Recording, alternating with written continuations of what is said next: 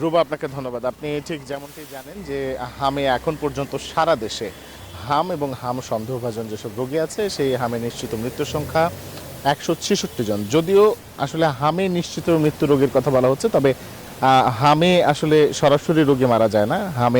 হাম সংক্রান্ত যেসব জটিলতা রয়েছে, নিউমোনিয়া সহ অন্যান্য জটিলতা, তাতে আসলে রোগীর মৃত্যুর যে ঘটনাটা সেটি ঘটে। এবং এই বাংলাদেশ শিশু হাসপাতাল ও ইনস্টিটিউটে এখন পর্যন্ত গেল 24 ঘন্টায় রোগী ভর্তি হয়েছে 287 জন।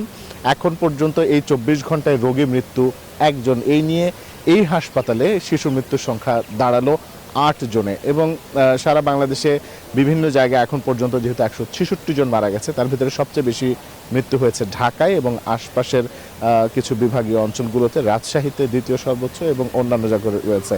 এবং এখনও পর্যন্ত স্বাস্থ্য অধিদপ্তরের পক্ষ থেকে বলা হয়েছে টিকা কার্যক্রম চলমান রয়েছে এবং এটিকে আরও কত গতিশীল করা যায় সে বিষয়ে কাজ করা হচ্ছে। স্বাস্থ্য মন্ত্রণালয়ের পক্ষ থেকে সেই বিষয়ক সকল ধরনের নির্দেশনা দেওয়া রয়েছে। এই ছিল আমার কাছে এখান থেকে সর্বশেষ। চলে যাচ্ছে আপনার কাছে স্টুডিওতে। রিশাদ, আপনাকে ধন্যবাদ। 200-র বেশি সার্ভিস ও ফিচারে লেনদেনের সব বিকাশ অ্যাপে সম্ভব।